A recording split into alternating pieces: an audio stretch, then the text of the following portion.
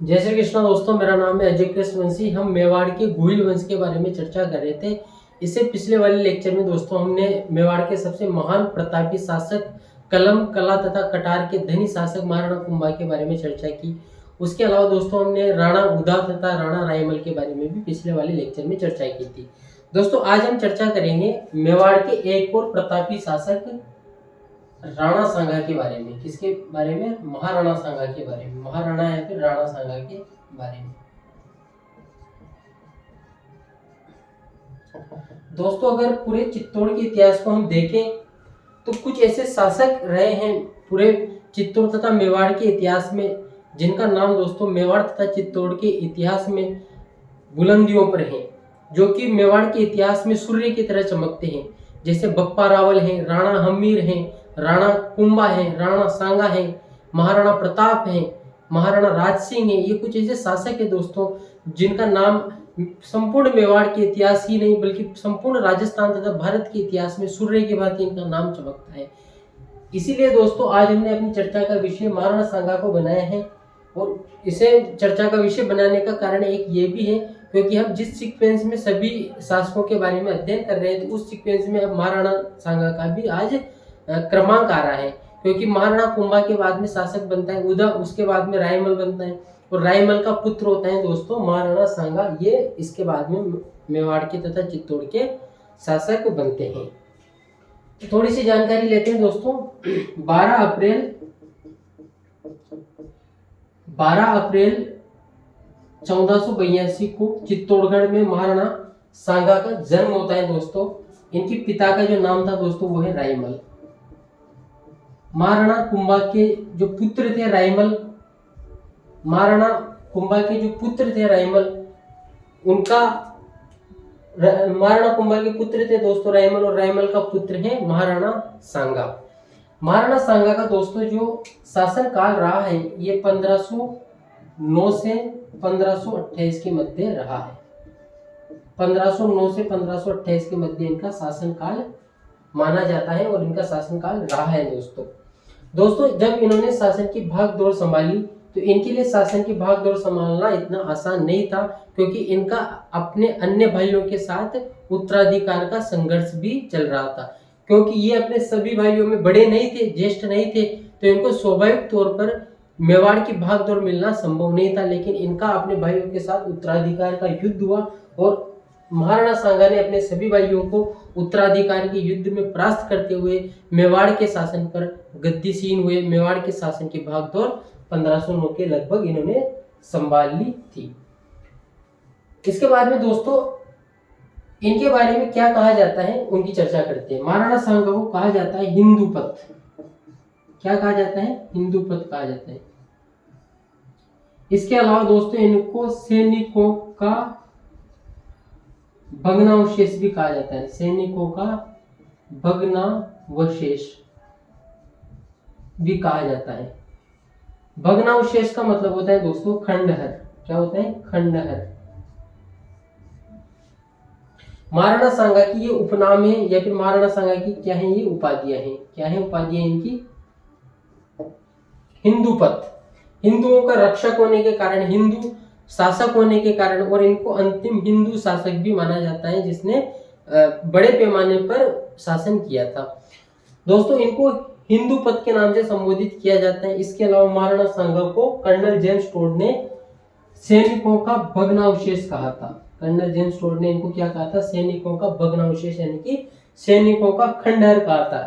क्यों कहा था दोस्तों? क्योंकि महाराणा सांगा की जब मृत्यु हो रही थी तो ऐसा कहा जाता है कि इनका एक पैर नहीं था, इनके एक पैर नहीं था, इनका एक हाथ नहीं था, इनके एक आंख नहीं थी। ये सभी युद्ध के दौरान इनकी क्षतिग्रस्त हो चुके थे, यानी कि एक पैर क्षतिग्रस्त हो चुका था, कट गया होगा, एक हाथ कट गया था, एक जो आंख थी दोस्तों वो इनके नहीं थी मतलब किसी के द्वारा फोड़ दी गई होगी। इसके अलावा दोस्तों जब राणा सांगा की मृत्यु हुई थी तो इनके शरीर में टोटल 80 घाव थे। इस वजह से महाराणा सांगा को सैनिकों का भग्नावशेष यानी कि सैनिकों का खंडहर किसने कहा? कर्नल जेम्स टोड ने इनको सैनिकों का भग्नावशेष या फिर सैनिकों का क्या कहा दोस्तों? सैनिकों का भग्नावशेष या फिर सैनिकों का खंडहर कहाँ है। दोस्तों ये जो वीडियो हम बना रहे हैं, ये जो क्लास हम ले रहे हैं महाराणा सांगा के बारे में, ये कंप्लीट क्लास होगी जिसमें हम महाराणा सांगा के सभी बिंदुओं के बारे में चर्चा करेंगे। इसमें दोस्तों महाराणा सांगा ने कौन कौन सी युद्ध लड़े, बाबर से युद्ध कब हुआ, इब्राहिम लोदी से युद्ध कब हुआ, बाबर से युद्ध हारने का क्या कारण रहा, पाती पर्वन प्रथा क्या थी, पाती पर्वन प्रथा के अंतर्गत महाराणा सांगा की तरफ से युद्ध में भाग किसने लिया, ये सारी चीजें हम डिस्कस करेंगे वन बाय वन। और आपके महाराणा सांगा से संबंधित इस वीडियो के उपरांत दोस्तों कोई भी समस्या या फिर कोई भी डाउट नहीं रहेगा, ये मेरा आपसे वादा है। आगे बात करते हैं। महाराणा सांगा का जन्म 12 अप्रैल 1482 को चित्तौड़गढ़ में होता है। रायमल इनके पिता का नाम था।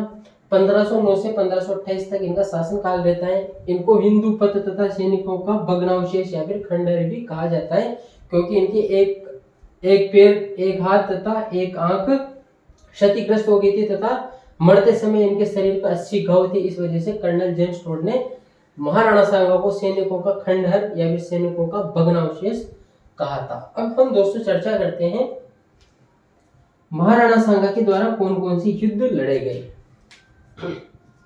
महाराणा सांगा के द्वारा कौन कौन सी युद्ध लड़े गए उनके बारे में हम विस्तार से चर्चा करते हैं। पहला युद्ध दोस्तों इनके द्वारा जो लड़ा गया, हालांकि बहुत सारे युद्ध लड़े गए लेकिन हम केवल प्रमुख युद्धों की बात कर रहे हैं, जो प्रमुख युद्ध हैं और जो हमारे एग्जाम के पॉइंट ऑफ व्यू से भी इंपॉर्टेंट है, तो हम केवल उन्हीं की बात करेंगे। गागरोन कहां पर है, झालावाड़, यानी कि गागरोन झालावाड़ का युद्ध, गागरोन झालावाड़ का युद्ध ये 1517 में महाराणा सांगा के द्वारा लड़ा गया। किसके विरुद्ध लड़ा गया, चर्चा करते हैं। एक तरफ से दोस्तों महाराणा सांगा, सांगा ही लिख देते हैं डायरेक्ट। एक तरफ थे सांगा और इनके साथ था दोस्तों चंदेरी का शासक मेदिनी राय। कहाँ का शासक था ये, चंदेरी का शासक। और इस मेदिनी राय की वजह से ही ये युद्ध हुआ था, क्योंकि इस मेदिनी राय को मालवा के सुल्तान, मालवा के शासक महमूद खिलजी द्वितीय द्वारा पराजित कर दिया था। और जब चंदेरी मेदिनी राय को मालवा के सुल्तान महमूद खिलजी सेकंड द्वारा पराजित कर दिया था, तो ये वहां से भागकर महाराणा सांगा की शरण में आ गया था। और महमूद खिलजी सेकंड ने जब महाराणा सांगा को बोला कि मुझे मेदिनी राय वापस चाहिए, तो महाराणा सांगा ने उनसे बोला कि एक बार जो हमारी शरण में आ गया उसे हम वापस लौटा नहीं सकते, ये हमारे राजधर्म के विरुद्ध है। तब महमूद खिलजी द्वितीय महाराणा सांगा के तरफ युद्ध के लिए कूच कर दिया उसने, महाराणा सांगा की तरफ, यानी कि चित्तौड़ की तरफ युद्ध के लिए महमूद खिलजी सेकंड ने कूच कर दिया।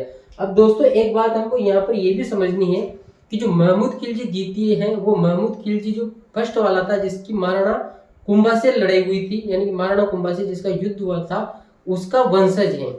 और महाराणा सांगा महाराणा कुंभा का वंशज, यानी कि आपस में वंशजों के बीच में लड़ाई हो रही थी।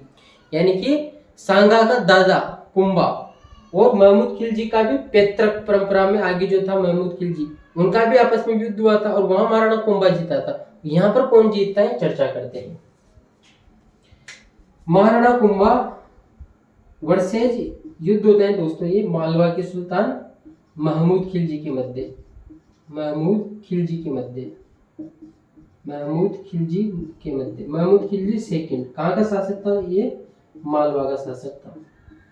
ठीक है, राणा सांगा और महमूद खिलजी के मध्य ये भयंकर युद्ध होता है। कहाँ पर होता है, गागरोन झालावाड़ के अंतर्गत युद्ध होता है। और दोस्तों इस युद्ध में निर्णायक तौर पर राणा सांगा की क्या होती है, विजय होती है। राणा सांगा की इसमें विजय होती है, महमूद खिलजी की पराजय होती है। राणा सांगा के द्वारा महमूद खिलजी सेकंड को बंदी बना लिया जाता है और कैद में डाल दिया जाता है।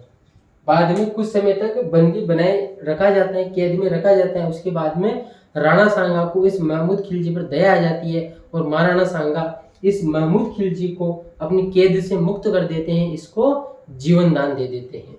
ये ऐतिहासिक परंपराएं रही हैं राजपूताना की। तो पहले युद्ध के बारे में चर्चा कर ली दोस्तों हमने। गागरोन झालावाड़ का युद्ध 1517, राणा सांगा प्लस मेदिनी राय वर्सेज महमूद खिलजी। अब ये इसका मतलब ऐसा नहीं कि दोनों आपस में लड़ रहे हैं, इधर से सांगा आ गए उधर से महमूद खिलजी आ गए, दोनों आपस में कुटम कुटाई चल रही है, ऐसा नहीं हो रहा है। इधर राणा सांगा है और उनकी सेना है, उधर महमूद खिलजी उनकी सेना है, सेना की आपस में लड़ाई होती है और शासक उसका क्या करते हैं, नेतृत्व करते हैं, सेनापतित्व करते हैं। तो महमूद खिलजी की सेना को किसने हरा दिया, राणा सांगा की सेना ने, और साथ ही महमूद खिलजी को क्या कर लिया, उन्होंने कैद कर लिया था, बाद में उनको जीवन दान दे दिया, उनको कैद से रिहा कर दिया। दूसरे युद्ध के बारे में चर्चा करते हैं प्यारे दोस्तों।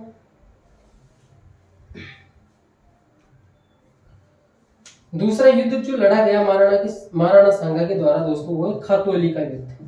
खातौली कहाँ पर है, इटावा साइड पर है ना, ये नहीं है, बताओ भाई। खातौली कोटा के रहने वाले बता सकते हैं ये बात कि खातौली कहाँ पर है, इटावा साइड में, कोटा जिले में है। मतलब खातौली का युद्ध, अब का युद्ध तो क्या लिखे बार बार, है ना, तारीख लिख देता हूँ। 1517 में ये युद्ध हुआ। हालांकि दोस्तों कुछ जगह पर 1518 भी लिखा हुआ है, लेकिन राजस्थान हिंदी ग्रंथ अकादमी की पुस्तक जो कि प्रमाणित किताब है भारत तथा राजस्थान सरकार की, उसमें 1517 लिखा हुआ है, तो हम वही डाटा याद रखेंगे। तो खातौली का युद्ध होता है दोस्तों 1517 में। किस किस के बीच में ये युद्ध देखने को मिलता है,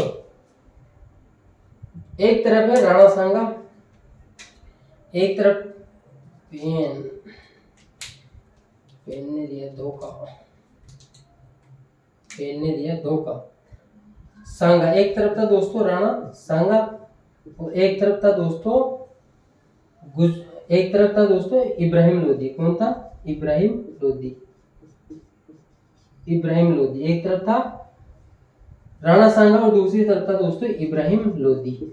ये कहा, ये दिल्ली का सुल्तान था दोस्तों, दिल्ली का सुल्तान था। कौन, इब्राहिम लोदी, दिल्ली का सुल्तान था। ठीक है। राणा सांगा तथा इब्राहिम लोदी की सेना के बीच में खातौली कोटा में 1517 ईस्वी में युद्ध होता है, जिसमें राणा सांगा के द्वारा इब्राहिम लोदी की सेना को परास्त कर दिया जाता है बुरी तरीके से। यानी कि राणा सांगा की वापिस क्या होती है दोस्तों, विजय होती है। प्रतापी शासक था। कुछ ही तो ऐसे सितारे हैं जिनका नाम मेवाड़ के इतिहास में, संपूर्ण राजपूताना के इतिहास में स्वर्ण अक्षरों से लिखा जाता है। उनमें दोस्तों महाराणा कुंभा है, महाराणा सांगा है, राज सिंह है, महाराणा प्रताप है, बप्पा रावल है, कालभोज बप्पा रावल, राणा हमीर है। तो राणा सांगा ने बहुत सारे युद्ध लड़े, बहुत सारे युद्ध जीते थे। एक युद्ध में ये हारे थे और वो युद्ध इनके जीवन का अंतिम युद्ध भी साबित हुआ था। उसकी भी चर्चा करेंगे जैसे जैसे आगे बढ़ेंगे। फिलहाल हम यहाँ पर चर्चा करते हैं। अब देखो दोस्तों, इसमें क्या हुआ, इसने महाराणा सांगा जी ने दिल्ली के सुल्तान को हरा दिया। तो राणा सांगा की क्या हुई, बहुत ही वाई हुई, यानी कि बहुत ही इनका यश फैल गया, चारों तरफ गौरव फैल गया कि राणा सांगा जैसा योद्धा संपूर्ण राजपूताना ही नहीं बल्कि संपूर्ण भारत में कोई नहीं, जिसने दिल्ली के सुल्तान को तक टक्कर दे दी। और टक्करी क्या दी, उसने दिल्ली के सुल्तान को पराजित भी कर दिया। इस वजह से दोस्तों राणा सांगा को कई जगह पर ऐसा भी लिखा जाता है कि यह भारत का अंतिम हिंदू शासक था। राणा सांगा के बारे में क्या लिखा जाता है, यह भारत का अंतिम हिंदू शासक था, जिसने अनेक क्षेत्रों में अनेक प्रदेशों पर तक अपनी विजय पताका फहराई थी और इसके प्रदेश पर कोई अधिकार नहीं कर पाया था एक लंबे समय तक। इस वजह से इनको अंतिम हिंदू सम्राट या फिर शासक भी कहा जाता है। दो युद्धों की अब हमने बात कर ली, तीसरे युद्ध की तरफ हम बढ़ चलते हैं। अच्छा, महाराणा कुंभा के बारे में हम बोलते हैं कि संगीत में रुचि थी, स्थापत्य कला में रुचि थी, बोलते हैं ना, कला के धनी थे, कलम के धनी थे। लेकिन राणा सांगा कोई कला के धनी, कलम के धनी, इनके बारे में ऐसा आपको कोई भी देखने को नहीं मिलेगा। सिंपल सपाट इनके बारे में अपने को युद्ध पढ़ना है केवल, और महाराणा सांगा को केवल एक ही चीज पसंद थी दोस्तों, वो था युद्ध। इन्होंने जिंदगी पर्यंत युद्ध लड़ते रहे, आजीवन इनका पूरा जीवन युद्धों में बीता है और युद्ध में ही ये वीर गति को अंत में प्राप्त भी हो गए थे, युद्ध के कारण ही। दो युद्धों की हमने बात कर ली, तीसरी युद्ध की अब हम बात करेंगे। सैनिकों का भग्नावशेष किसे कहा जाता है, राणा सांगा को कहा जाता है। किसने कहा था, कर्नल जेम्स टोड ने कहा था। हिंदू पथ किसे कहा जाता है, राणा सांगा को कहा जाता है। हिंदुआ सूरज किसे कहा जाता है दोस्तों, मैं आपसे प्रश्न पूछ रहा हूँ, हिंदुआ सूरज किसे कहा जाता है, हिंदू पथ किसे कहा जाता है, हिंदू सुल्तान किसे कहा जाता है। 2-3 नाम है, ये आप कमेंट बॉक्स में जरूर बताना। तीसरे युद्ध की अब हम बात करते हैं दोस्तों। तीसरा युद्ध है दोस्तों बाड़ी का युद्ध। बाड़ी का युद्ध, बाड़ी कहाँ पर है? धौलपुर में। बाड़ी धौलपुर का युद्ध, बाड़ी धौलपुर का युद्ध। तो कुछ लोग बोलते हैं जैसे बुद्धम शरणम गच्छामि, कुछ लोग बोलते हैं संगम शरणम गच्छामि। ऐसे राणा सांगा क्या बोलते थे? युद्धम शरणम गच्छामि, यानी कि युद्ध की शरण में चलो, युद्ध प्रिय शासक थे। बाड़ी धौलपुर का युद्ध किसके बीच में हुआ दोस्तों? फिर अपना एक तरफ तो राणा सांगा जी आ जाएंगे और दूसरी तरफ इब्राहिम लोदी खुद नहीं आया, इब्राहिम लोदी ने अपने सेनापतियों को भेजा, मियां हुसैन और दोस्तों मियां माखन।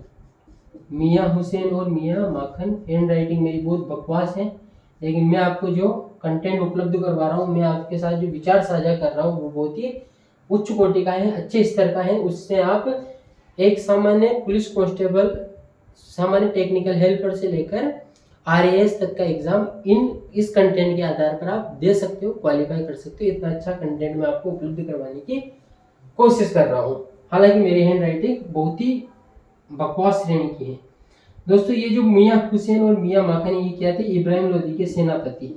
इब्राहिम लोदी के क्या थे? सेनापति। इब्राहिम लोदी के सेनापति। कौन से पति? सेनापति। ठीक है भाई। तो राणा सांगा का युद्ध होता है मियां हुसैन और मियां माखन की सेना के साथ, और फिर से कौन विजय होता है इस युद्ध में? बताओ भाई, कौन विजय होगा? राणा सांगा फिर से विजय हो जाता है। बड़े धूमधाम से विजय होते हैं ये। बहुत सारे युद्ध लड़े, बहुत सारे युद्ध जीते, एक ही युद्ध हारे थे अंत में, उसके बारे में चर्चा करेंगे हम। कौन सा युद्ध था वो? खानवा का युद्ध, वो बाबर के खिलाफ। और वही युद्ध राणा सांगा का अंतिम युद्ध भी साबित होता है। ठीक है प्यारे दोस्तों, बाड़ी धौलपुर का युद्ध 1519 राणा सांगा की सेना बनाम मियां हुसैन और मियां माखन के नेतृत्व में इब्राहिम लोदी की सेना, राणा सांगा विजय। राणा सांगा की जो कीर्ति है वो चारों तरफ फैलने लगी। राणा सांगा के साथ किसी भी शासक का जुड़ा होना, कोई भी शासक अपना गौरव समझने लगा। राणा सांगा जिसको बोलता था कि आपको मेरी तरफ से युद्ध में भाग लेना है, किसी भी अगर रियासत से राणा सांगा बोल देता था कि भाई आपको मेरी तरफ से युद्ध में भाग लेना है, तो वो शासक राणा सांगा को मना नहीं कर सकता था। राणा सांगा की इतनी उस समय पर साख हुआ करती थी, इतना प्रबलतम शासक माना जाता था राणा सांगा, इतना शक्तिशाली शासक माना जाता था। और माना क्या जाता था भी सही दोस्तों। ऐतिहासिक तथ्य इस चीज को प्रमाणित करते हैं। इसके बाद में हम दोस्तों एक युद्ध की बात करते हैं जो कि महाराणा सांगा से रिलेटेड नहीं है, लेकिन फिर भी हम उसकी बात करना चाहेंगे। क्यों करना चाहेंगे? क्योंकि वो युद्ध भी महत्वपूर्ण है, चर्चा करते हैं। पानीपत का युद्ध। पानीपत कहाँ पर है भाई? हरियाणा। पानीपत का युद्ध यानी कि हरियाणा का युद्ध। दोस्तों ये युद्ध हुआ था 1526 में। कब हुआ था ये? 1526 में हुआ था। राणा सांगा का इसमें कोई रोल नहीं है, मैं बता रहा हूँ आपको कैसे। एक तरफ था बाबर, मुगलिया शासक बाबर, और एक तरफ था दोस्तों इब्राहिम लोदी। एक तरफ था बाबर और एक तरफ था कौन? इब्राहिम लोदी। एक तरफ था बाबर और एक तरफ था इब्राहिम लोदी। कहाँ पर युद्ध हुआ? पानीपत हरियाणा में ये युद्ध हुआ। और दोस्तों इस युद्ध में बाबर की विजय होती है। बाबर की इसमें क्या होती है? विजय होती है। और देखो ये कहने का ही दिल्ली का सुल्तान बचा है। कभी इसको महाराणा सांगा हरा रहे हैं तो कभी इसको बाबर हरा रहे हैं। हालांकि दोनों ही दमदार शासक थे जिन्होंने इसको परास्त किया, बावजूद इसके बार बार परास्त हुआ बेचारा। ठीक है मेरे दोस्तों, तो इसमें कौन? बाबर की विजय होती है। बाबर क्या करते हैं? आगरा पर अधिकार जमा लेता है। आगरा पर क्या जमा लेता है? ये बाबर अधिकार जमा लेता है। आगरा पर अधिकार जमा लेता है बाबर। ये पानीपत के युद्ध की बात कर दी मैंने। क्यों बात की? मैं भूमिका बना रहा हूँ। किसके लिए भूमिका बना रहा हूँ? खानवा के युद्ध के लिए भूमिका बना रहा हूँ, जो कि 17 मार्च 1527 को घटित हुआ था। और उसको अभी थोड़ी देर बाद में हम घटित करवाएंगे। उसकी मैं भूमिका आपके लिए तैयार कर रहा हूँ। थोड़ी सी जानकारी इसकी भी आप ध्यान में रख लेना। अब हम अगले युद्धों की बात करते हैं। युद्धम शरणम गच्छामि, युद्ध की शरण में चलो, क्योंकि युद्ध के बाद ही बुद्ध मिलेंगे। कृष्ण भी शांति से पहले शांति स्थापित करने के लिए युद्ध के समर्थन में थे। कृष्ण भी, और दुनिया में जहां जहां भी शांति स्थापित हुई है वो युद्धों से हुई है। ठीक है। हालांकि मैं व्यक्तिगत तौर पर किसी भी प्रकार के युद्ध का समर्थन नहीं करता हूँ। मुझे तो साहिब लुधियानवी की कुछ पंक्तियां याद आती हैं जो युद्ध का विरोध करती हैं। साहिब लुधियानवी कहते हैं, दोस्तों, जंग तो खुद एक मसला है, जंग क्या मसलों का हल देगी, भूख और आग आज बरसेगी, भूख नहीं था वो शायद, आग और जंग आज बरसेगी, भूख और एहतियाज कल देगी, इस प्रकार से कुछ था। आज तो मैं भूल गया उसको, लेकिन कभी अगर मेरे को याद आएगा तो जरूर आपको सुनाऊंगा। ठीक है। अब चौथे युद्ध की बात करते हैं हम। ये चौथा युद्ध किसका है? महाराणा सांगा का है। 3 युद्ध लड़ लिए महाराणा सांगा ने, गागरोन, झालावाड़, खातौली, कोटा, बाड़ी, धौलपुर। एक महमूद खिलजी के खिलाफ, दूसरा इब्राहिम लोदी के खिलाफ, तीसरा इब्राहिम लोदी के सेनापतियों के खिलाफ। और तीनों युद्धों में अभी तक क्या हुई है? राणा सांगा की विजय हुई है बड़ी धूमधाम से। अब हम चौथे युद्ध की बात करते हैं। चौथा युद्ध है दोस्तों बयाना का युद्ध। बयाना का युद्ध, बयाना कहाँ पर है? ये भरतपुर में। बयाना का युद्ध कब हुआ था? 27 फरवरी 1527 को ये युद्ध हुआ था। किस किस के बीच में हुआ था, चर्चा करते हैं।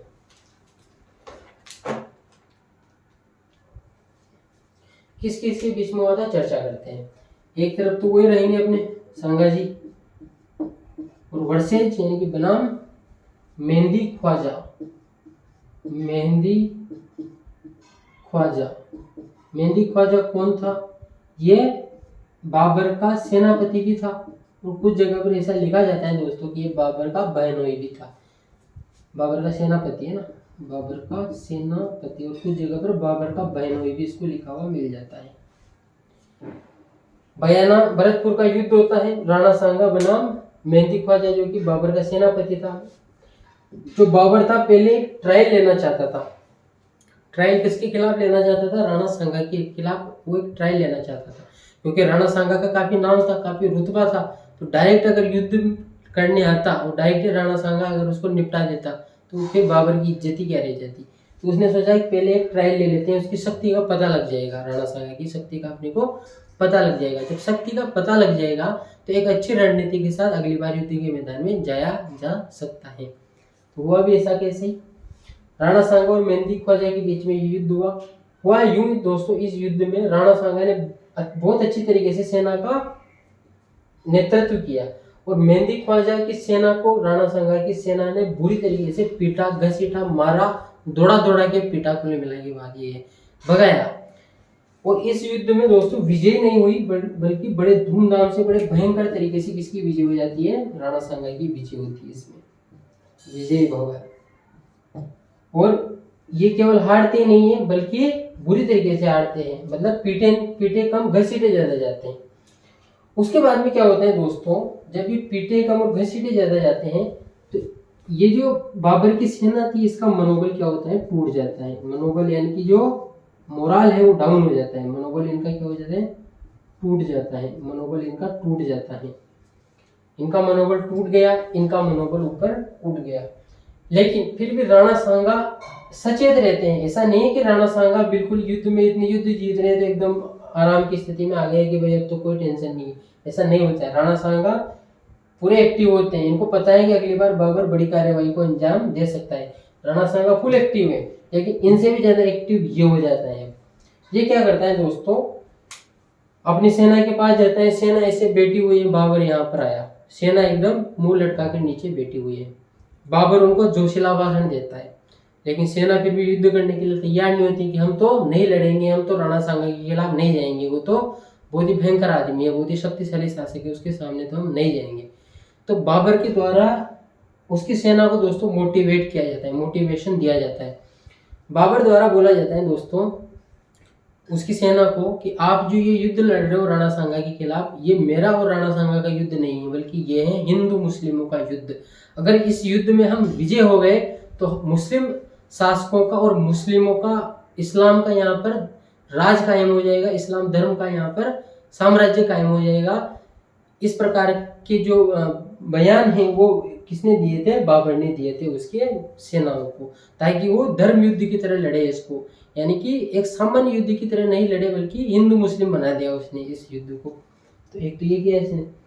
दूसरा क्या किया इसने, जो शराब के पात्र, शराब पीता था बाबर, तो शराब के जो बर्तन वगैरह थे उनको मंगाए हुए, मेरे बर्तन वगैरह लेके आओ। तो बर्तन लेके आए, तो बर्तनों को इसने फेंक दिया कि आज से मैं शराब नहीं पीऊंगा। हालांकि इसने केवल बर्तन ही फेंके, शराब फेंकी या नहीं फेंकी इसका हमें पता नहीं है, वो ऐतिहासिक पहलू है, लेकिन इसने शराब के बर्तन वगैरह फेंक दिए कि आज से मैं शराब पीना छोड़ रहा हूँ। इसके अलावा दोस्तों इसने क्या किया, एक सेना पर एक कर लगता था जिसको बोलते तमगा कर या फिर चुंगी कर। तो इसने सेना को बोल दिया कि अब से आप पर जो तमगा कर या फिर जो चुंगी कर लग रहा था उसको मैं समाप्त करता हूँ। तो जोशीला भाषण दिया, इस प्रकार का धार्मिक युद्ध की बात की, शराब पीना छोड़ दिया, बहुत सारी बातें।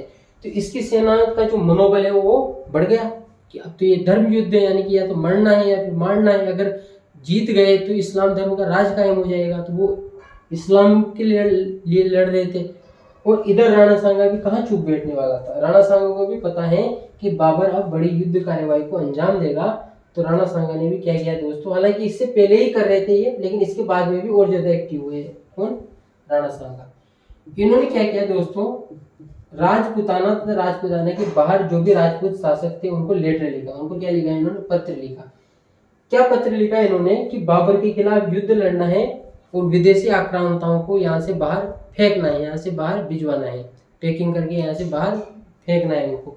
तो आप सभी आ जाओ, मेरे ध्वज के नीचे आ जाओ, मेरे सेनापतित्व में आ जाओ, और सभी आकर एक साथ बाबर से युद्ध लड़ेंगे, एक साथ सभी मिलकर बाबर से लड़ाई करेंगे और हम जीतेंगे और बाबर को हिंदुस्तान से बाहर निकाल देंगे।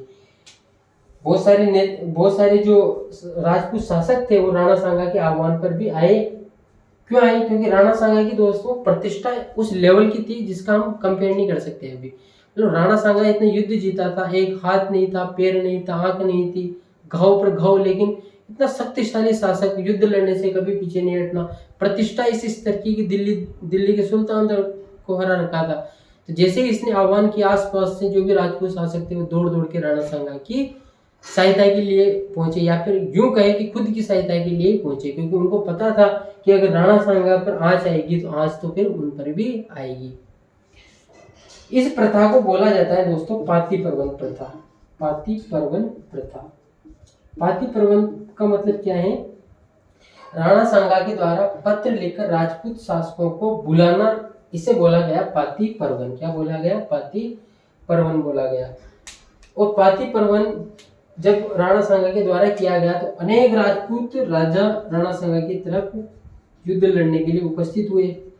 राणा सांगा के ध्वज के तले, मेवाड़ के ध्वज के तले अनेक राजपूत युद्ध के लिए तैयार हुए पाती पर्वन के फलस्वरूप। ऐसा कहा जाता है दोस्तों, संपूर्ण राजपूताने के इतिहास में ये एकमात्र पहला अवसर था जब बहुत सारे राजपूत शासक एक साथ मिलकर किसी विदेशी आक्रांता को भगाने के लिए लामबंद हो गए थे, और इसे बोला जाता है पाती पर्वन, जो कि राणा सांगा का बेहतरीन प्रयास था। कौन कौन से शासक, राजपूत शासक महाराणा सांगा की छत्रछाया में आए, इसके सेनापतित्व में युद्ध करने के लिए पधारे थे, उनकी थोड़ी सी अब हम चर्चा करना चाहते हैं। समय देख लेते हैं एक बार, वीडियो का टाइम कितना हुआ है, 29 मिनट 23 सेकेंड। तो अभी हम 10-15 मिनट और पढ़ सकते हैं, क्योंकि लगभग 45 मिनट तक आइडियल टाइम माना जाता है, आदर्श समय माना जाता है कि 45 मिनट तक दिमाग में अच्छी तरीके से चीजें समझ सकती हैं। तो हम 15 मिनट और दे सकते हैं राणा सांगा को। और मेरा भी प्रयास है कि दोस्तों आज का आज ही कंप्लीट हो जाए, तो सोने में सुहागा, एक और वीडियो नहीं बनाना पड़े तो और अच्छी चीज है। ठीक है, शुरुआत करते हैं। कौन कौन से शासक थे इनके साथ, इसको अब हम चर्चा का विषय बनाते हैं। कौन कौन सी रियासतों से आए थे? तो पहले लिख लेते हैं हम रियासत।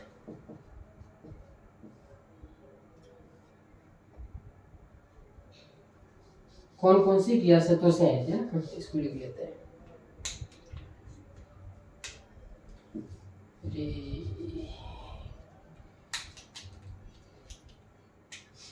रियासत, रियासत और शासक। शासक या फिर शासक नहीं भी आ पाया तो उसने अपनी क्या भेज दिया? प्रतिनिधि भेज दिया। यानी कि शासक का प्रतिनिधि, शासक का क्या है भाई? प्रतिनिधि। शासक या फिर शासक का प्रतिनिधि। चर्चा करते हैं। बीकानेर, बीकानेर से कौन आया? पहले सभी के नाम लिख लेते हैं इधर रियासतों की। जोधपुर, बीकानेर, जोधपुर, आमेर और क्या है? काठियावाड़। काठियावाड़ कहाँ पर है? गुजरात में। काठियावाड़ कहाँ पर है? गुजरात में। और गोगुंदा, गोगुंदा, चंदेरी,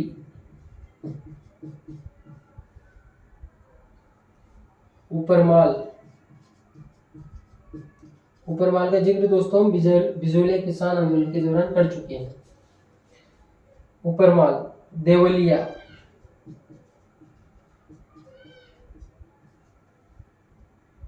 ईडर, ईडर, ईडर, ईडर दिखेगा नहीं दिखेगा? चेक करता हूँ, अभी थोड़ा सा और दिख जाएगा। पाली,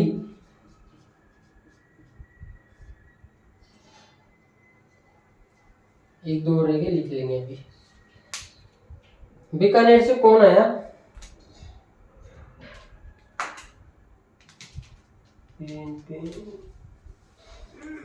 बीकानेर से कौन आया दोस्तों? कुंवर कल्याणमल। कौन आया? कुंवर कल्याणमल आया। हालांकि बीकानेर का शासक था राव गांगा। कौन था? राव गांगा था। लेकिन राव गांगा खुद नहीं आए, उन्होंने अपने पुत्र कुंवर कल्याणमल को सांगा की सहायता के लिए भेजा। जोधपुर से आए दोस्तों कुंवर मालदेव।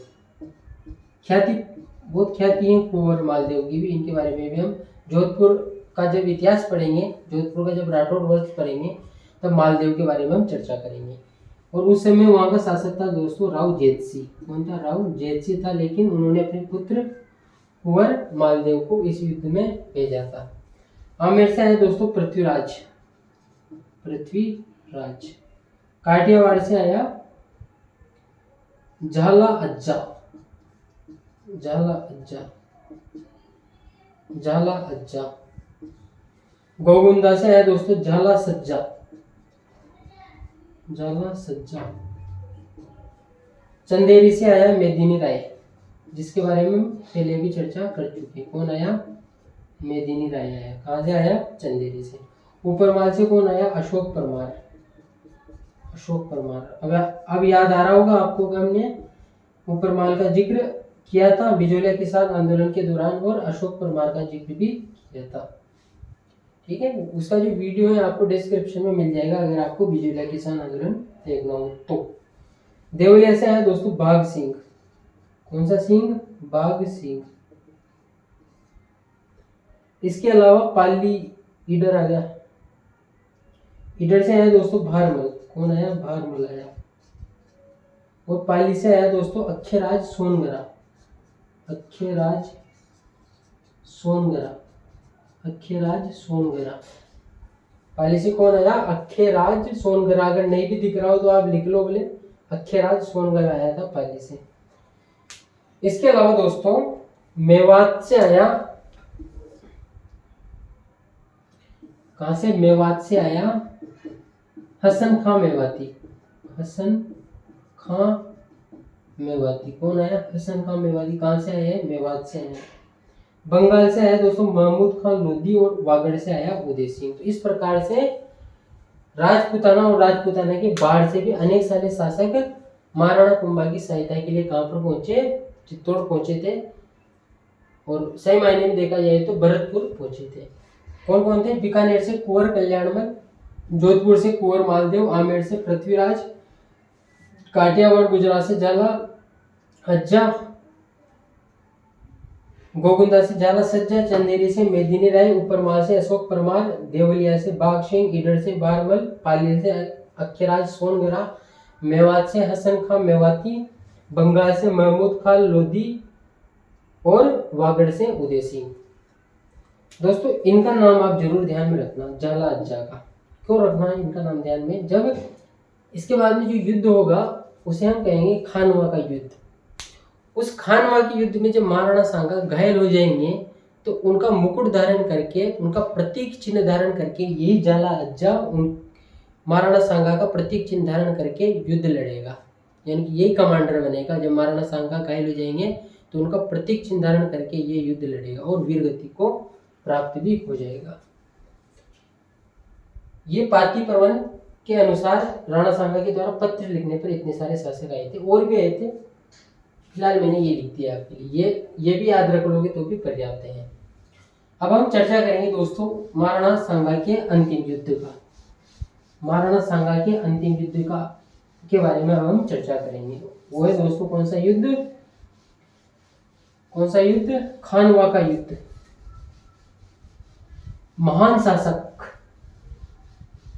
महाराणा सांगा का अंतिम युद्ध, खानवा का युद्ध।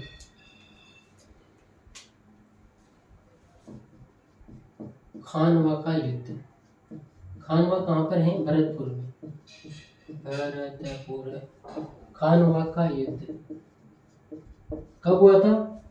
हिंदी ग्रंथ अकादमी की पुस्तक में दोस्तों इसकी तारीख लिखी हुई है 17 मार्च 1527। 17 मार्च 1527 इसकी तारीख लिखी हुई है। किस किस के बीच में हुआ युद्ध? सांगा प्लस राजपूत शासक जो अभी नाम लिखे थे वो सारे, और उनकी सेनाएं, राणा सांगा की सेना वर्सेस बाबर और बाबर की सेना। सांगा राजपूत शासक और बाबर तथा बाबर की सेना के मध्य ये युद्ध होता है, खानवा भरतपुर का युद्ध। और दोस्तों इस युद्ध में बाबर की विजय हो जाती है। बाबर इस युद्ध में क्या हो जाता है? विजय हो जाता है। लेकिन बात इतनी सिंपल होती है तो आगे चर्चा ही नहीं करते, आगे चर्चा हमें करनी पड़ेगी। राणा सांगा का एक पुत्र है दोस्तों भोजराज। राणा सांगा के 3-4 पुत्रों का जिक्र आता है। एक तो है भोजराज, एक है दोस्तों विक्रमादित्य, एक है रतन सिंह और एक है उदय सिंह। तो इस हिसाब से महाराणा प्रताप क्या हो गए? राणा सांगा महाराणा प्रताप के दादाजी हो गए। महाराणा प्रताप राणा सांगा की क्या हो गए? पोता हो गया, ग्रैंड सन हो गया। तो राणा सांगा का जो पुत्र है दोस्तों भोजराज, इसकी हालांकि ये पहले मर जाते हैं। भोजराज तो खातूली के युद्ध में मर जाता है। भोजराज का जिक्र मैं इस वजह से करना चाह रहा था क्योंकि भोजराज का विवाह हुआ था दोस्तों मीराबाई से, और उसी मीराबाई का पति था भोजराज जो कि राणा सांगा का पुत्र भी था। उसकी मृत्यु जो खातूली का युद्ध पड़ा था आपने 1517 वाला, उसमें उसकी मृत्यु हो जाती है। इसमें क्या होता है दोस्तों, इसकी चर्चा करते हैं। थोड़ा सा स्मृति भ्रम हो गया था, हो जाता है कई बार। राणा सांगा दोस्तों इस युद्ध में क्या हो गए थे? घायल हो गए थे। इनको युद्ध के मैदान से बाहर ले जाया गया।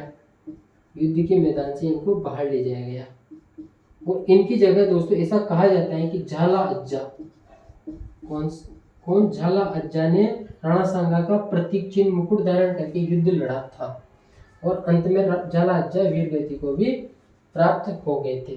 बाबर इस युद्ध में क्यों विजय हुआ, इसकी चर्चा भी हमें करनी चाहिए, क्योंकि अगर हम इस युद्ध में बाबर विजय हुआ और उन कारणों की चर्चा नहीं करेंगे तो शायद अपनी ये चर्चा अपर्याप्त रह जाएगी। इसकी चर्चा करते हैं। बाबर के विजय होने के कारण है दोस्तों, एक तो बाबर के द्वारा तोपखानों का प्रयोग किया गया, तोपें चलाई गई इस युद्ध में, तोपखानों का प्रयोग किया गया।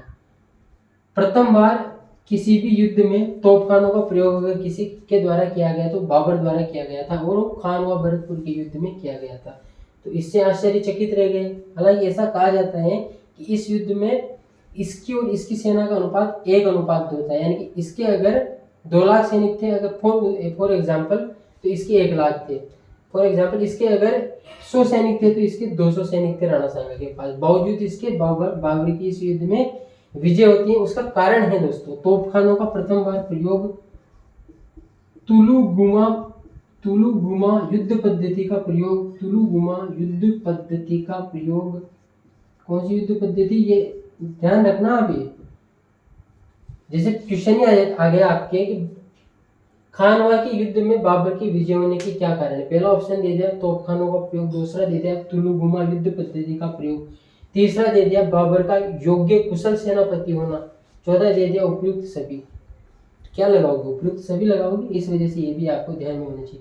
तुलुगुमा युद्ध पद्धति क्या है, थोड़ी सी इसकी भी चर्चा करना चाहेंगे। कर ले चर्चा। ये दोस्तों उज्बेकों की युद्ध पद्धति थी, उज्बेकों की युद्ध पद्धति थी ये उज्बेकों की, जिसको जरीरुद्दीन बाबर ने सीखी थी और बाद में बाबर और सभी जो शासक आए उन्होंने भी उनसे सीखी थी। युद्ध पद्धति में आखिर क्या होता है, तुलुगुमा युद्ध पद्धति का क्या अर्थ है, इसको थोड़ा समझ लेते हैं। इसमें क्या होता है दोस्तों, जैसे ये एक सेना है, जैसे ये राणा सांगा की सेना है और ये एक सेना है, ये बाबर की सेना है। जैसे तो तुलुगुमा युद्ध पद्धति में क्या होता है, पहले तो इधर साइड से सेनाएं आती है, जैसे बाबर ने इधर से सेना भेजी, इधर से यानी कि बगल से यानी कि साइड से सेना भेजी जाती है पहली स्टेप में। तो फिर दूसरी स्टेप में दोस्तों यहाँ से भयंकर मात्रा में सेना भेजी जाती है आगे से यानी कि सामने से, और पीछे से भयंकर मात्रा में सेना भेजी जाती है।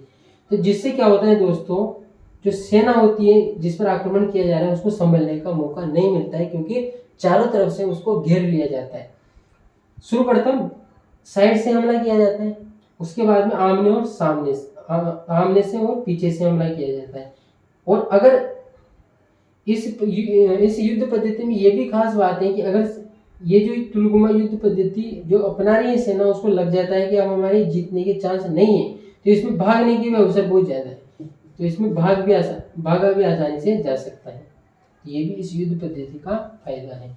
तो ये जो युद्ध पद्धति है ये भी पहली बार प्रयोग में लाई गई, तो ये भी बाबर की विजय का मुख्य कारण माना जाता है। इसके अलावा दोस्तों बाबर का योग्य सेनापति होना, कुशल रणनीतिकार होना, ये ऐसे कारण हैं जिनको हम नहीं भी लिखे तो भी समझ ही सकते हैं, स्वाभाविक से कारण है। आगे की चर्चा करते हैं दोस्तों। राणा सांगा खानवा भरतपुर के युद्ध में 17 मार्च 1527 को एक बार फिर से बोलते हैं। महाराणा सांगा खानवा भरतपुर के युद्ध में 17 मार्च 1527 को जो ये युद्ध घटित हुआ था, इसमें राणा सांगा घायल हो जाते हैं। घायल राणा सांगा को दोस्तों ले जाया जाता है बसवा दौसा में। कहाँ पर ले जाया जाता है, बसवा दौसा में ले जाया जाता है, और यहाँ पर इनका चिकित्सा वगैरह करवाई जाती है। और इनको यहाँ पर क्या आता है, होश आता है, और होश में आते ही पहले राणा सांगा की जो पहली लाइन होती है, पहली जो पंक्ति होती है, वो किसी भी योद्धा के रक्त के प्रवाह की दर बढ़ा सकती है। उसकी धमनियों में युद्ध की जो इच्छा होती है उसका संचार कर सकती है। राणा सांगा यहाँ पर होश आने के बाद में बोलते हैं कि मैं चित्तौड़ में जब तक कदम नहीं रखूंगा जब तक मैं बाबर को परास्त नहीं कर दूं। एक योद्धा दोस्तों जिसका एक हाथ नहीं है, जिसके एक पैर नहीं है, जिसकी एक आंख नहीं है, और जिसके शरीर में 80 घाव है, जब उसको बसवा दौसा में होश आता है तो उसकी पहली पंक्ति होती है, मैं बाबर से युद्ध का बदला लूंगा, मैं जब तक बाबर को परास्त नहीं कर दूंगा मैं चित्तौड़ की सीमा में कदम नहीं रखूंगा। इसी वजह से दोस्तों महाराणा सांगा को कहा जाता है युद्ध प्रिय शासक। क्या कहा जाता है, युद्ध प्रिय शासक राणा सांगा को कहा जाता है। लेकिन दोस्तों जो इनके साथी थे उनको ये बात पसंद नहीं आती है, इनके जो साथी है उनको ये बात पसंद नहीं आती है कि फिर से युद्ध में जाएंगे, फिर से हानि उठानी पड़ेगी, अभी तो बच भी गए, अगली बार शायद बच भी ना पाए। तो इनके साथ जो शासक थे, सामंत थे, उनको ये युद्ध की बात पसंद नहीं आती है, वो युद्ध को छोड़कर बुद्धि की शरण में चले जाते हैं। और इन्हीं का एक साथी था दोस्तों जिसका नाम है करमचंद पवार। क्या नाम है, करमचंद पवार। राणा सांगा का ही साथी था करमचंद पवार। इसके ऐसा कहा जाता है कि इस करमचंद पवार के द्वारा महाराणा सांगा को जहर दे दिया जाता है, विष दे दिया जाता है, जहर दे दिया जाता है, जिसके कारण राणा सांगा की बसवा दौसा में मृत्यु हो जाती है। और हालांकि दोस्तों कुछ जगह पर ऐसा भी लिखा जाता है कि राणा सांगा की जो मृत्यु है वो कालपी में होती है। वो कालपी कहाँ पर है? एमपी में है। कहाँ पर है? एमपी में। कुछ जगह पर यूपी भी लिखा जाता है, लेकिन दोस्तों ये जो अपनी हिंदी ग्रंथ अकादमी की पुस्तक है, भारत तथा राजस्थान सरकार की ऑथेंटिक किताब, उसमें ऐसा लिखा गया है कि राणा सांगा की मृत्यु बसवा दौसा में होती है और उसके बाद में इनके शव को ले जाया जाता है दोस्तों मांडलगढ़ ले जाया जाता है, जहाँ पर इनकी अंत्येष्टि वगैरह की जाती है, अंतिम संस्कार किया जाता है। और मांडलगढ़ में ही इनकी छतरी भी बनाई जाती है। छतरी भी अभी बनी हुई है मांडलगढ़ में, राणा सांगा की छतरी। महान योद्धा, महान शासक, युद्ध प्रिय शासक, कुशल रणनीतिकार, अनेक युद्धों का विजेता, हिंदू पथ शासक, सैनिकों का भग्नावशेष, 30 जनवरी 1528 को अपने प्राणों को छोड़कर इस पृथ्वीलोक से हमेशा हमेशा के लिए विदा हो जाता है। महाराणा सांगा अपने प्राणों को उत्सर्ग कर देते हैं। इस प्रकार दोस्तों इस महान शासक का अंत होता है। आज हमने दोस्तों चर्चा की है महाराणा सांगा के बारे में। उम्मीद करता हूँ ये जो क्लास है आपको अच्छी लगेगी और मैंने सारी चीज़ें कवर करने की कोशिश की है। एक प्रॉपर सीक्वेंस में मैंने नोट्स भी बना रखे हैं। कुछ जगह पर मुझे नोट्स में देखने की जरूरत पड़ी तो मैंने देखा भी है, ताकि आपके कम से कम चीज़ें नहीं छूटे। एक चीज और मैं डिस्कस करना चाहता हूँ दोस्तों, महाराणा सांगा का अपने भाइयों के साथ क्या हुआ था? उत्तराधिकार का युद्ध हुआ था। इनका एक भाई था दोस्तों पृथ्वीराज। क्या नाम था उसका? पृथ्वीराज। ये पृथ्वीराज घोड़ा इतना फास्ट चलाता था, घुड़सवारी में इतना अधिक निपुण था। इस पृथ्वीराज को इतिहास में अलग पेन से लिखते हैं, आगे लिख जाएगा। इस पृथ्वीराज को इतिहास में दोस्तों, तो सेम हो गया। इस पृथ्वीराज को दोस्तों इतिहास में उड़ना राजकुमार के नाम से जाना जाता है। उड़ना राजकुमार या फिर उड़ना राजकुमार के नाम से जाना जाता है। तो ये भी आप ध्यान में रख लेना। महाराणा सांगा का भाई पृथ्वीराज, जो कि घुड़सवारी में अत्यधिक निपुण होने के कारण उसको क्या कहा जाता था? उड़ना राजकुमार के नाम से जाना जाता था। और महाराणा सांगा का एक पुत्र था। क्या नाम था उसका? हालांकि 3-4 पुत्र थे इनके। एक पुत्र जिसका नाम भोजराज था, जिसका विवाह मीरा से हुआ था। उस भोजराज की मृत्यु कब हो जाती है दोस्तों? खातौली के युद्ध में हो जाती है। इनके बाद में मेवाड़ का शासक बनता है इन्हीं का पुत्र रतन सिंह। उसके बाद में शासक बनता है दोस्तों विक्रमादित्य, जो कि हाड़ी रानी का पुत्र था। उसके बाद में शासक बनता है उदय सिंह और उसके बाद में शासक बनता है महाराणा प्रताप। तो 1 बाय 1 हम सारी चीज़ों को पढ़ेंगे दोस्तों। क्लास लंबी हो रही है तो इस वीडियो को यहीं पर अंत करते हैं और महाराणा सांगा के बारे में आपने संपूर्ण जानकारी प्राप्त कर ली है। उम्मीद करता हूँ आज का ये जो क्लास है आपको कॉम्पिटिटिव एग्जाम में आपको निश्चित तौर पर फायदा पहुंचाएगी। अगर आपने वीडियो को शुरू से अंत तक देखा है तो निश्चित तौर पर आप बधाई के पात्र हैं। थैंक यू वेरी मच, धन्यवाद। मिलते हैं दोस्तों नेक्स्ट वीडियो में, नेक्स्ट क्लास में। Thank you.